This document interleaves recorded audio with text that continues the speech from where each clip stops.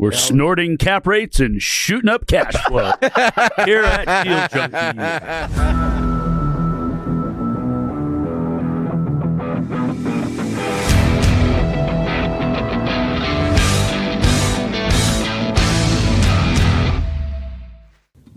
Welcome back to Deal Junkies. Today we have Mike Nuss, Trevor Howard, and myself, Dane McKinney. Gabe is still enjoying his time in Japan. I believe he gets back this weekend, actually. He's missing out. He gets back tomorrow. This weekend. Yeah, tomorrow. He's missing out. There's a lot of real estate drugs flowing through the market right now. Oh, yeah. No, he's going to be... I was like bobbing back and forth like a tweak. He's going to be so fired up when he gets back. Yeah. It was probably a really good reset. We haven't really talked to him while he's been gone at all, which has been good. Hopefully he's alive. Dude, it's the buzz. I've seen some Facebook stories. I have to. Yeah. He's loving. Yeah. He's loving the culture. He's Oh, really? Oh, yeah. I haven't seen any of it. He's definitely posting some Facebook stories of him enjoying the culture over there and like assimilating. It's so funny. What's he doing? Experiencing is probably better than assimilating. Is better than assimilating. Yeah. My bad. Yeah. The food and the markets, the way that he just seems overjoyed. He's like, and he just like points at stuff. He's like a kid. He's like a kid. It's just really what it is. He's like a kid, an adult kid in his Disneyland. Yeah. No, he's enjoying it a lot. Today we wanted to talk about deals. Lots of deals. Yeah, I'm actually buying a deal for myself right now, and Trevor's buying most of the deals that you buy are for yourself. Yeah, but this is different. There's a difference between investments and personal. You got a unicorn though, where you get a personal one that works. That is Dane's making emotional decisions. I would, which is bad. No. Okay. There is definitely an emotional magnet because it's sick. It's on the river. However, it's an investment lens. Yeah. Like I'll give a breakdown. I'll give a breakdown. So I am currently under contract on a home down in Salem on the river on 3. Let's not tell everyone where you're going to live, maybe. Exactly. It's a big river. Yeah, let's like... I mean, they can find it. They can find it pretty so easily. It was on the market, right? Yeah. It's public was it on the market? Okay. Yeah, they can. If they're creepy, they can find me. And it was on the market, and it's going to be the most recently transacted home. So anyways. How long was it on the market for? Not very long. Okay. And it was on the market for a way higher price. Okay. And then they dropped the price, and I called the broker, and I said, why did you do that? It was on the market for like $650 and dropped to $450, right? Yeah, something like that. Oh, wow. Have you been looking for a place? Nope. Yeah, I was already pre-approved. And so, because I wanted to either build something new or go in and flip something. And so I was looking, but I wasn't looking aggressively at all. I've been talking to a couple people about it. Because you wanted to build a house with extra space and have your family come visit, right? Yeah. He had chum in the water, but no actual line. No. I forgot. Yeah. Mm-hmm. I was just call it tire kicking. Waiting for the right fish over. It did. Yeah, and then I dove in. I dove, and I just didn't have time to get to No, pull? I had no line. Yeah. Well, that's because Mark sent me this house, and he was like, "This is a sick house. You guys should buy this." Okay. And then I sent it to Dan. I was like, "This is a sick house." Why was it on the market for $650 and how long? Well, it's probably worth when turned quite a bit more than that. Yep. And so all I think in their mind, they were like, if somebody wants to put some money into it, then they can get it to what it's actually worth, but it's really worth probably this right now. They were probably the price that they dropped to versus the price it was originally at. The real value is probably in the middle. And so they dropped it $200,000. It probably would have sold for $75,000 over what they listed. Had they just let it. Well, and the thing is the seller was a broker for a long time, and she has a broker on it, and so they're just in distress. It's actually kind of a bummer of a story that I won't get into. Yeah. But they've lived there a long time, loved it, and I just was like, hey, I'm from South Salem. I want to live in a house just like this in South Salem on some property. And I know what it's going to take to make this thing not be the way that it is, basically. You told them that the house they're living in is not a habitable house? I told them that what they already knew. Yeah. And sent like a long text about how I like had a vision for it. Yeah. And then the broker was like, so I got the deal much lower than their other offers in place because I was like, hey, I know that this is going to be hard. You sent him a love letter. And I sent him a love letter. And then she was like, the seller started crying. Yep. And Did you really? Yeah. Yeah. What'd you say in it? That you wanted to grow your family there and everything? Yeah. I mean, basically. And then he invited me to live with him. I was like, I want my kids to go to Sprague, like all this stuff. Really? Yeah. Oh, cool. Because like I went to Sprague, and she called me back and she was like, hey, the seller wants somebody who like loves the house, and I was like, this is weird because I'm not an emotional guy. No, he loves the house, but I really do like the house like a lot. I love sexy. Yeah. So what is the it? location? So it looks like a 1950s daylight. It's like 1966 daylight basement. On pier and post, and above the flood line, right? Like kind of sitting. The pier and post is above the flood zone. It's out of everything, but the basement is definitely in there. So what are you gonna do with the basement? I'm gonna live have down Trevor there. live there. Yeah. Can you build a moat like diverge? The water No, that's like actually one of the issues is that it's in the floodway, not the flood zone. Oh. And so the floodway is like can't do anything. Yeah, so you because won't be you're able to not build on allowed that to. lot. You're not allowed to on the new lot. Yeah. So this house will flood. I think you can. The issue is actually going to be the the issue is actually going to be the utilities. And so once if like city ever comes out there and you get city septic, city sewer and city water. Yeah, I'm on septic, but the tank's already there. The issue is going to be floodway trying to put a new tank in or like making the capacity for the current tank or like where the drain field is. And so it's good that it just for everybody listening, it's on a double lot right now, and the house is only on one of the lots, and so that's great. What is the lot potentially worth, in the future? As is, like just a lot out there. Not 150. No, less because you can't build anything on it right now, and so the extra lot is like it's like I mean, what would you even? I couldn't. You think won't be able to build on it. Like just you don't even factor any value. I couldn't think any value to it. I just have one big lot for now, though. Because I think in the future, depending on how... I don't think it'll matter. Like, if you're in the floodway, like, how are you going to get... You're in an environmental zone. I bet you if you dig into zoning, you just won't be able if they get the city... Well, you can if you put it on pier and post. And so I've talked to the city about it a bunch, and it's like, hey, if you can, like, build something structurally sound that's not going to get in the way of guess what? You can design and build something really expensive. Mm-hmm. That could look really cool. Well, and that's the other thing is it's like, there's a balance of how nice can you really make it because you don't want to overdo it, but you have the fixed costs of pier and post floating house. And so it's like, I don't really, but moral of the story is the deal is good for me outside of having an extra lot. It's just cool that it's on a big lot. I think you should do a pickleball court on the extra space. So I have a dream, Mike. My dream is to have all my friends. He has had this dream. Live on, we'll call it a compound, but that sounds like a cult. Communisty.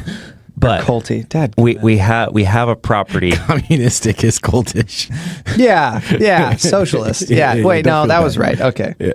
So I have this dream of all my friends. You can be included in the dream. What are you doing? Leave me alone. On a lake that we can put our wakeboard boat in the lake and have all the forest there and trails and also on the river. And we've identified the perfect location for this. But this property is a ways out. So for reference, from being able to buy. Okay. Not like far away. It's very far away also. It's the perfect property. You are in it's a perfect. long, it's perfect. It's in the correct dance. state. We have everyone that wants to do it. We got all the places. We got all the pieces. We just need it to move forward. But that could be like a year out. It could be 5 years out. And total so in the interim, you need a pickleball court. We need a no. So on the compound, I wanted pickleball court with the weight room, with the like all the stuff, cold sauna, cold plunge, everything. Yeah, because you got all the people. He wants a retreat. Mm-hmm. Yeah, and I was like, this is the dream. Like it would be the best place ever. And then I want to have on the same place. I want to have a guest house that has 2 master bedrooms and 2 bunk bedrooms. Why? Not very big. He Not wants very to big. be able to but have his brother and sister. I want to be able to have. I want to be able to like host retreats, like with Family like retreats, with anybody or yeah. family or like friends stuff, like masterminds, dude. Like people will sleep on top bed. So that's the dream. We're gonna make it happen, right? Like this will happen in the future. Don't know when, but there's an interim, and we had a problem. So our problem is me and Dane live together, and that's not good.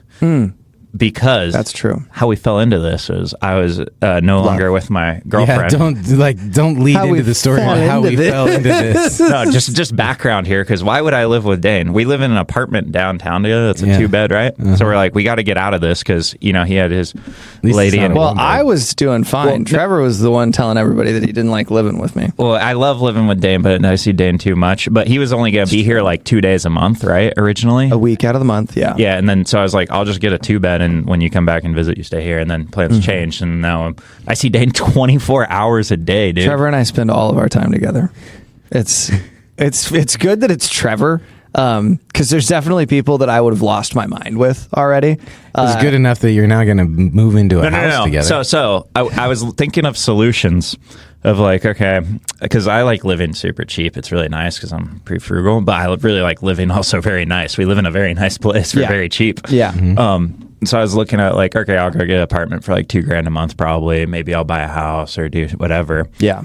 And then this just kind of popped up, and it's a freaking duplex style thing. It's the dual basement's living. got a different. Yeah. Both of them have a kitchen. Both of them have bathroom. Dude. Yeah. And then I was just like, I don't really want to own a house because it's a lot of work. So and like, going to rent the basement. I know, that's what I was going to do. Well, he's going to own it with me, but I was thinking at first, I was just like, Dan, I'll just rent from you because I don't want to do anything. Because I've owned plenty of houses, and I don't like dealing with them. Yeah. No, dude, I'm the exact same way. I rent my house. There's peace. But this is like the sickest thing, and I was like, this is just... For the price...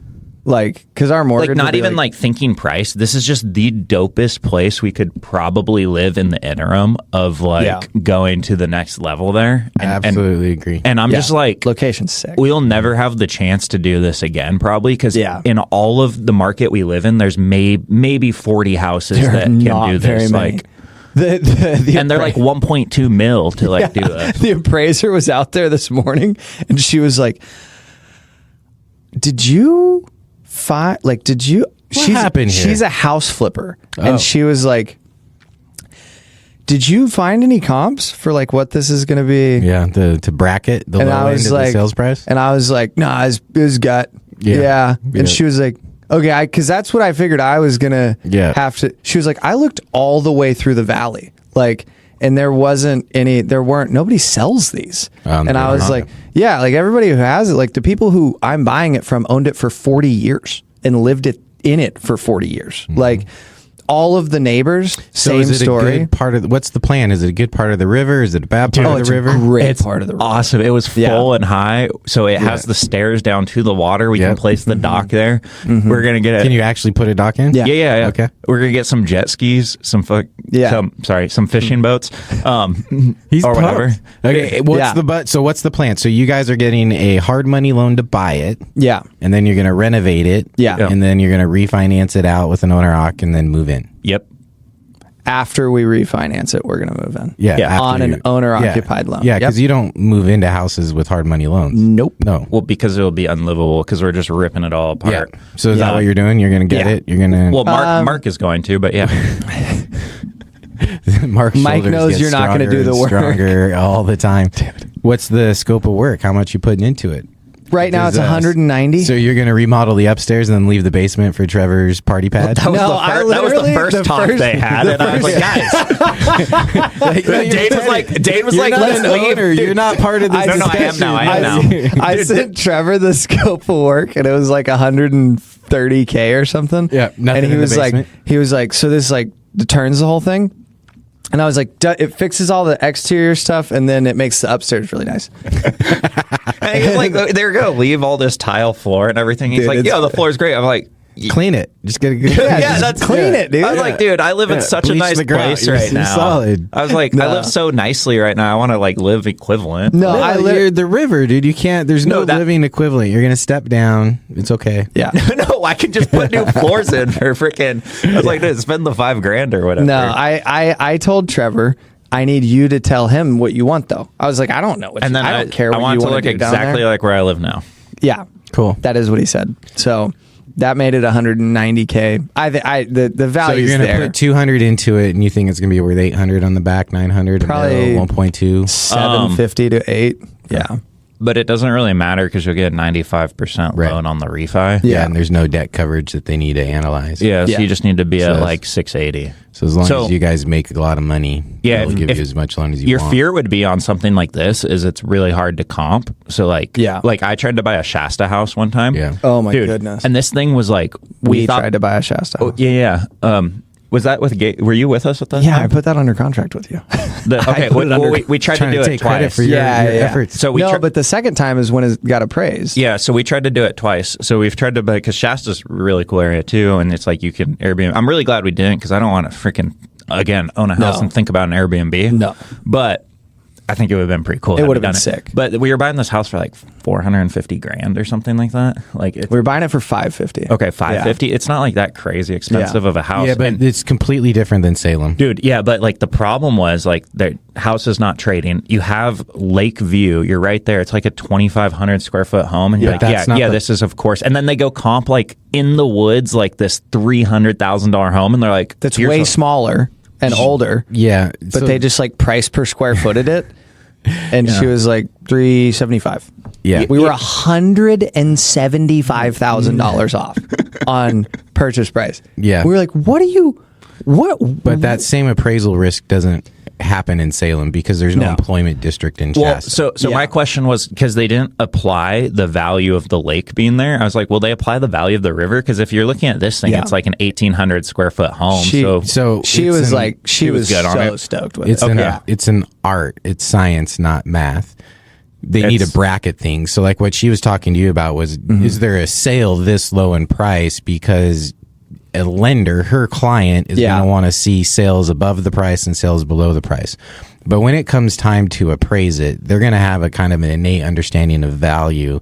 They won't have comps. And so now it's how do you piece a picture together to Yeah. make sense and identify who's wanting something like this. Now, we don't have a lot of homes on the river that transact. So it's someone looking beyond just the river, a mid-century modern with a view in Fairmount Hill. Like they're just going to get creative in their comps. Yeah. And then they can go to Independence. They can go to Monmouth. They can Yeah. go to West Salem. So they have the attributes where they can kind of use art. And then what's the river worth? Access to That's the what they're trying Yeah. to do, right? The other aspect of what they do is they just go get comps of stuff that is close by, that you know, a ranch and an acre or a half acre, whatever, and then they adjust that up for the river. Now they'll probably do something like 50 or 100 grand. They don't want to do something significant. Yeah. Lenders don't want to see an adjustment of more than 10% for one line item. Yeah. So if they're doing a $700,000 appraisal, they're probably using comps in the 500 to 900 range. Maybe they're adjusting those ones by 15%, 75% for just the view, the lack of river. Yeah. So this is where the lender guidelines kind of influence a little bit, but they can take a sale that's like 450, 500, adjust it up to 600, take something from 900, adjust it down to 800, and then kind of reconcile it in the middle. But in Shasta, there's just no ability to do that because what transact is what the employment center can afford. The vacation stuff, it doesn't transact because it's bought by people out of the area. Yeah. Whereas in Salem, you've got plenty of transactions of people that have the income to afford a $700,000 to $800,000 home. Yeah. Yeah. No, it'll get there.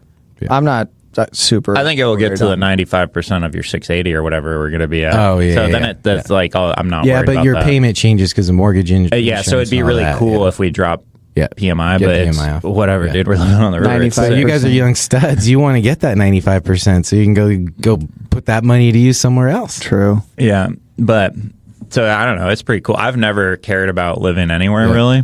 So And talk this is about the first your, time where I was like, okay, you're excited. like This is gonna be I was cool. like, because I was telling Dad, I was like, dude, I just don't want to deal with this right Yeah. now. But then I was thinking about it, I was like, oh, this is like a once in a lifetime like opportunity, and I'm gonna kick myself Dude, later. I was thinking about that too, where it's like you're gonna look back and it's gonna be like, you remember when we moved into the river house? Like, you know what I mean? Absolutely. Like you're gonna be living in. So I mean, hopefully a nice house. Hopefully, I mean, no, we your just keep environment living has there. probably But the biggest impact of what's That's going the thought Yeah. too, and like it's like that's such a sick thing to be, because Gabe talks about, so he has this view at his house and he's like, it's the coolest thing because he has like his shower that's in the windows, the view of the whole city and the valley. And he's like, Gabe has a He's like, I'm half asleep, leaning against the wall in my shower, looking at the he's like, skyline listen and to the river. frequency, like some frequencies, like it's the most peaceful thing ever. And I'm just like, oh, okay. Yeah. You guys get experience. So let's talk about interest rates and like, how are you guys modeling stuff out? So obviously hard money loan doesn't matter. You're just factoring in the interest costs in your hold, but, it's just like, I just look at it. It's like, if you pay 5.5% to 7%, it's still what we'd pay to live anywhere. And then we just own this. It's not place. more expensive than it would be to live but anywhere are you else. getting excited that you're probably going to have a lower mortgage payment at the back end now? I'm not thinking about it really. I'm just like, on the back end, you mean? Oh, because because rates are coming down, you mean? Yeah.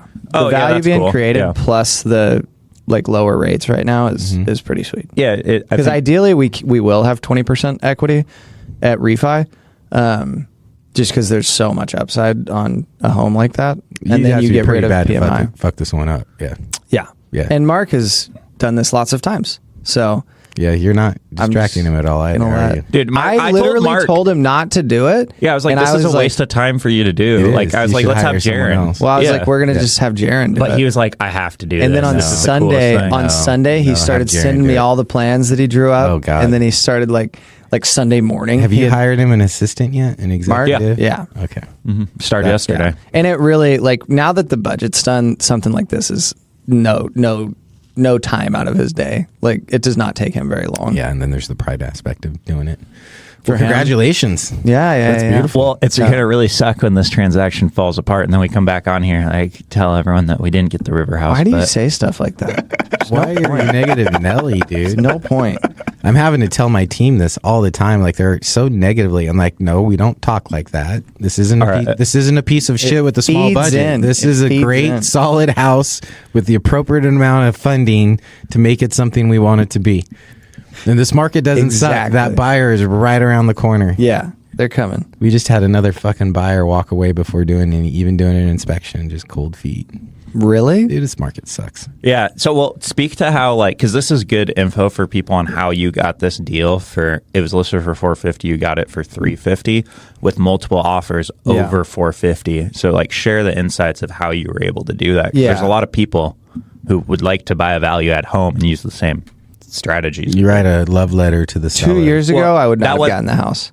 2 years ago, I wouldn't have gotten the house, frankly. Because you don't know budgets and whatnot? Not because I don't know budgets, but just because I didn't know how to communicate towards their needs nearly as well as I do now. Like, I would have known then and been like, hey, you guys want a quick close, but I wouldn't have had the confidence. I wouldn't have had the background, like, to say, hey, like, I sent her our bios and I was like, this is what we do. Like, we do apartments. This is going to take us no time. I'm not worried about the scope. Like, I'm not going to come back to you and try to negotiate $10K off because the septic's like out or whatever it is. And it's not, I don't know whether or not it's, but I'm saying if anything like that had happened, it was like, this is as it. It's not going to change the price that much for us. Yeah. I'm not going to do anything. It's knowing your audience. We just did a 10-unit deal so fast. And the reason being is because you can put yourself 100% in their shoes, know how to check every single box, and then more importantly, have the experience to deliver the message in the way that just gets their amygdala out of the way, gets their prefrontal cortex involved in absorbing all the information. They're like, oh, those are all of our boxes. This is everything that we want. We're very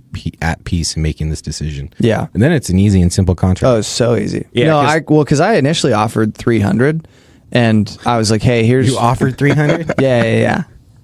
Well, with your love letter, or did that come later? That came later. Yeah, but I had been talking to the broker a bunch. Okay. And so I offered 300 and I was like, hey, here's my budget. I don't have any comps. And she was like privy to that. She was like, I really, like, I have an idea of what back end value is, but like, I get what you're saying. And I was like, I want to make it what it should be, like as nice as it should be. And so this is what it's going to cost. And I'm afraid that on the back end, I wasn't actually, that afraid. Well, maybe on the front end before you dove into it more. Yeah, everyone's afraid. Yeah, before I had really gone into I buy it. a $300,000 house in Aloha and I get afraid on the back end. Yeah. It just is what you do. And so I told her that, but then I came back and she had my offer at 300 with a couple other offers that were much higher. They were higher than 450, right? No, they were. So the actual, it was listed at 425. Oh, 425. And then the lowest offer was 435. other than mine. Yeah. And I said, hey, I know all the issues with it. And then she came back to me, and they didn't have any offers when I offered 300. And then she came back to me and was like, hey, we have 3 offers right now. The lowest one's at 435.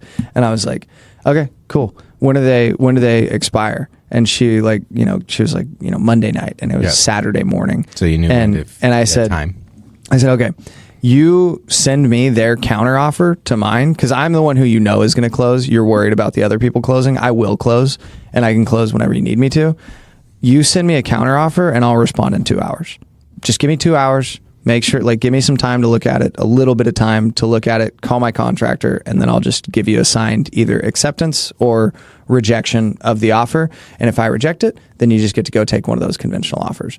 And she was like, oh, there's one of your that works there's really one of well. your competitive 100%. advantages is you're not getting a conventional loan. Yeah, 100%. and we're going and closing in 10 days, 14 days. And these other ones are going to be like someone who's going to go look at it and be like, oh, this is way worse shape. We need to retrade, or we need longer. Yeah. And then the seller they need money quickly. So it's like, And there's also going to be some level of the appraisal comes back and there's safety issues and building and safety concerns. The 3S is soundness, structural, and safety. And there was going to be a bunch of that. And it costs. I mean, it might have cost $10,000. Yeah. But when that appraisal comes back and it's this is worth this, contingent upon, subject to you fixing these contractor things out there, and they don't have contractor relationships. They don't have. Yeah, because you're coming in in probably 203K loans. Other people trying to figure it out don't really know. And we're just like, we can do all this for this much in this amount of time. Again, that's a huge, probably one of the bigger boxes if they want to go fast. Yeah. And so you check that one off just by the way that you're buying it. Yeah. Mm-hmm. No, that was what got it though. How big is it? What's the bedroom bath count up top? And it's 1,872 square feet, 3 bedrooms, 2 bathrooms. 2-1 up and 1 down. 1 up, 2 down. I thought it was 2.5, but I don't know. You get the 2 bedroom, 1 bath, and you get the 1 bedroom, 1 full bath. upstairs and a full downstairs, and another half. Oh, yes. I think. Yeah. I don't know. I just kind of walked in there. I was like, this is cool. Yeah. But do what? So there's 1 bedroom, 1 bath on the main. Yeah. And then Trevor, the basement Trevor gets the 2 bedroom. Yeah, I'm giving Trevor the bigger You know what part. he's going to do? He's going to rent that other bedroom out and get some money. No, he's not. No, it's not. Not anymore. But I'm going to get a pool table and put it down there. There you go. I love it. It's fair. You can do that as long as you're prepared for. Dude, and what I highly recommend you need, Mike, is a sauna. Oh, yeah. Just got an at-home sauna. Mm-hmm. It is so sick. Dude, we're building a custom sauna in our $1.7 million Lake Oswego flip. Yeah. When they start turning the corner, you start getting excited. When it's stalled for 4 months during permitting, you're really fucking frustrated. Yeah. You're like, man, these deer, they're shitting in my yard every day. Really enjoy this property that we can't touch. But it's turning the corner now. We got cabinets going in, and That's your project cost is 1.7? no, our project cost is 1.1. Okay. Yeah. I was like 1.7 is pretty steep for a project cost, even in Lake O. Oh, dude, it's the neighbor sold for 1.8. Wow. Yeah. Well, that's what 3 days on my market. Hey, I have a buyer for this. Really? My aunt's trying to buy a house in Lake Oswego. You should call her. Oh, really? Yeah, and can't find one. Like in 1.7? Yeah, in that Dude, price it's a range. sexy. It's probably the best. Dude, our budget is 4 something. Yeah. Yeah, you should send it to me later, and I'll kick it over. Yeah, it's a huge. Or send me. Do you have plans or anything? Send me yeah. Send me the address and what you got, because she would probably go walk in and then tell you. Oh, really? And then if you haven't designed it yet, she could It's already done. Like Okay. all our design, but our design is nice. You could. Yeah. Okay. She could make a couple changes. Yeah, because she wants some custom stuff, and so yeah, I'll connect you. Oh, sweet. Nice. Dude, that would save me some capital. Deal I Junkies. appreciate that. Yeah. Yeah, dude, I That's can't wait done. to sell that house. That'll be fun. Yeah. So anyways, that's the house we're buying. Are you looking to buy a house right now? So yeah, but we're doing a sauna in there. But the problem is we didn't look at the heater systems. So we have to have 3 infrared panels and the little stones. Yeah. Just go to Amazon and pay $1,800 instead and get a wall plug-in one. No, yeah, no, it's all custom built, but all the wood showed up, so we have all this cool That's cedar. sick. Yeah, That's sick. yeah. All right, what do you want to go to? I was just going to ask if you were looking to buy a house right now. No. No, not until Yeah. Until that our makes lake sense. property. the lake property. Yeah. Yeah. Sorry. No, I probably, because I'm in Salem for 3 years ish, maybe. And then you're going to move back to Portland? I don't know where I'm going to get residency, but I mean, my focus is Portland, and that's not changing. So, what are you going to do about the podcast at that time? Yeah, when are you gonna drive down still? Oh yeah, we'll just make it. I'll keep my Creekside membership just to play golf. Maybe by then I'll be at Illahee, and we'll just do the podcast from your. Dude, place. Illahee is a $25,000 initiation fee. I looked at Illahee. It just seemed not. It's $20,000, not 25. Okay, sorry. Oh shoot! But it was, but I mean that's 10% more than Creekside. It was also like Creekside cost that much for initiation? $2,000 for Creekside. That's way more than 10% more. $20,000 is 10. Oh, I'm sorry. It's 1/10. It's one Creekside. There we go. There we go. 10 times. It's 10x more. Yep. Yeah. That's better.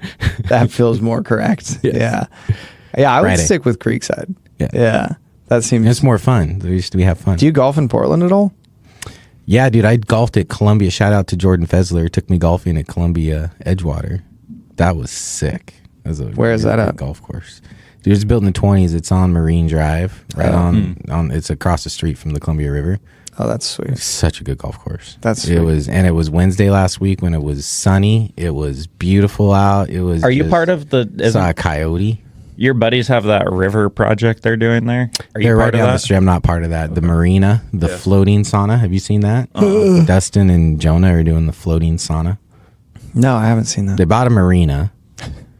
So they bought a marina with a bunch of boat slips, and then there's some floating homes, and the floating homes are all rented. And so they're doing some Airbnb stuff. But Dustin rented, and Dustin's been on the show. He rented, we talked about this on the show. He rented the warehouse space. Okay. So he wants to do modular housing, but he built a floating sauna. That's sick. And it's been delivered. It's in the river. It floats. I don't know if they can move it yet. They've been towing it around the river. That's so fun. Yeah, so is it going to be permanent on the marina then, I assume? I mean, his vision is they rent for like $1,200 an hour in Seattle. And so they want to rent it. Yeah, like with a manned captain. So they want to rent it with a manned captain. How big is it? It's like 8-person sauna or something? Yeah, it's 14 feet wide by probably 20 feet long. Oh, that's a big sauna, yeah. Yeah, you could have a party in there. That's like the boat, right? So you have a boat, and then you have just this one level structure. Gotcha. Just this wood structure that is the sauna. Yeah. And then, you got like a little deck on the outside, and then it's structurally sound where you can, and a ladder to the roof. Gotcha. So it's like a little party float. That's sick. Yeah. That's very cool. Trevor, we should get that for our dock. There you go. For our dock A on floating our river sauna. home. That would be cool. But you guys should definitely get you don't need a cold plunge. You got the river. Just jet skis. Yeah. Yeah. Cool. Yeah. Should we wrap this up and do a real episode? Yeah, we can. That can be our for fun episode. Yeah. Half-hour one. I enjoyed that one. That's not bad. All right. Well, thanks for listening to me talk about my new house project. We'll figure out something fun to talk about now. I'm doing the Chip and Joanna Gaines right now. What's Chip and Joanna Gaines? Trevor's my Joanna. I'm the Chip to this Gaines. But what is that? They're the TLC show, house flipper things. Mongolia. What are they? What is it? Magnolia Farms. No idea. Anytime you can do an owner-occupied flip, life's a good thing. I'm not going to occupy it while I'm flipping it. In fact, it's really hard to think about buying a house the way that normal people buy houses. And you're like, your mortgage is how much? Yeah. How much do you pay to live in this thing? Yeah. Also, and it's not even the way you wanted it to be? Mark said he'll turn this whole thing in 50 days. Do you believe him? No, I know. No. You think it'll take 40? You're pulling all the cabinets out, right? Sounds like you are. I don't know. I have no idea what You they're putting doing stone on this countertops thing. in? They already have it. We're good. Just move. How long do you think it takes to go? with You're hitting all the surfaces. With a $130,000 budget for 900 square foot, 1 bedroom, 1 bath, main level. You better be doing all the cabinets. No, that's and the exterior, and that's a bunch of stuff on the outside. How much is on too. the outside? I don't know. Are you keeping the cabinets? No. On one floor, the cabinets are staying in and probably refacing them or whatever, and then on the other floor, they're coming out. Why do Which cabinets floor are take they a really coming long? out? No, I think they're staying on Kind of both. your big time triggers are any type of permitting you need to do. Mm-hmm. So are you actually permitting any replumbing, or are you just keeping everything that's there? Cabinets and countertops, because you can't template your countertops until your cabinets go in. Your cabinets can't go in until your floor is done. He told me 50 days very confidently. I'm like, wow, that's fast. But he's done like, I mean, he's a house flipper. He's done a lot of these. Yeah. If you're not getting cabinets, so we bought our Hillsborough project, keeping the mid-century cabinets, doing countertops, and that's a 5 to 6 week. So that's right in there, and we're on pace for that. But that's a $65,000 budget, not $100. And we had a roof, but we didn't have a lot of. You've done loans with Dane Fitch, yeah? Mm-hmm. Yeah. Does he charge Dutch interest? What's Dutch interest? So like, Where they charge the whole interest on the back. They'll do it as you draw. Yeah. But they've got a new note buyer. It's been fucking weird, dude. Just because I've got a bunch of notes with him right now, and just like getting draws. Like I put a draw on the other day, and they wanted photos of the deck because I had a line item, $2,500 for decking. But this property is really weird because a weird Portland person owned it. So there's like these two weird decks. It's almost like an outdoor movie theater type thing, but they're two separate decks. And then they have these big tilted roofs. And this is all structurally sound, like footings, really well built, but then these weird sloped roofs and then a wall in between the two little sections. So you can't, like if you had a pass through in the middle, you could have like this party thing. Yeah. And then from the front door to these two decks in the back, you have this little weird wavy walkway. So it's like 2.5 feet off the ground, and it's got this weird like structural poles that stick out, and it's like just weird fucking architecture. But it costs a lot to remove all that, and it just had some worn treads, and so we just replaced all the decking treads. And then the note buyer's like, so I sent them some photos, and then they come back in like literal circles of these little posts that stick up and don't hold anything. The note buyers, we can't release funds because I'm like, dude, that is literally an architectural element that someone in Portland liked. It's just artsy. I didn't want to spend money to take it down. Yeah. What are we talking about? Yeah. For $2,500. Did they fix that for you? I don't know. I haven't checked my email, but it's just I don't know. I think I've got 5 projects that I'm sending draws in on them right now. Some of them come really easy, but the entitlement ones are, they're not funding my entitlement until I get permits now. So they're not reimbursing entitlement funds until I get permits, that's a change. What do you get loan to cost wise on those projects you do? The bigger ones with more land, I've tried to get 90. I probably shouldn't talk about this. Why? I've been getting 90% from them. They give 90 if you're experienced. Yeah, I've even done a couple 100%ers with them. Yeah, for the really good deals. But then the land ones are more like 85.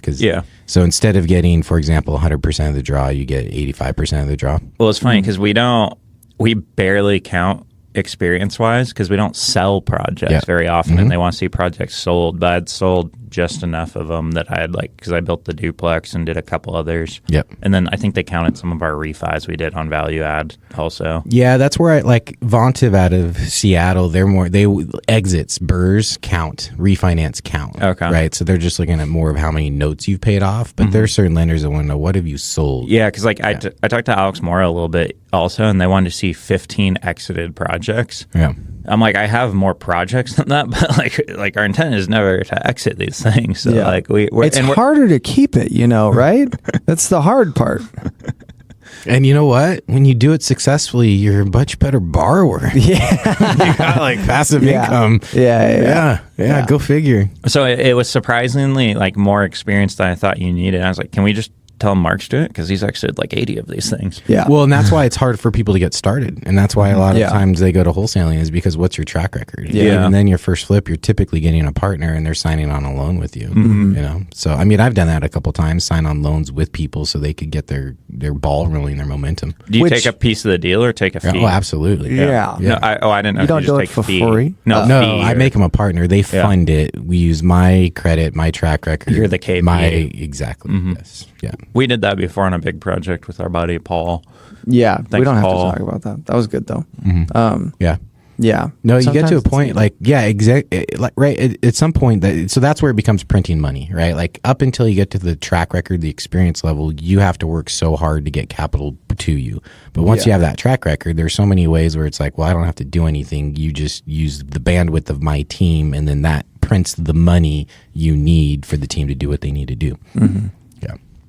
Cool. All right, let's wrap it up. We always appreciate you guys listening. Adios. We'll see you next time. Share this with your best friends Get junked so that we can get more popular. Thanks, guys. Junktified.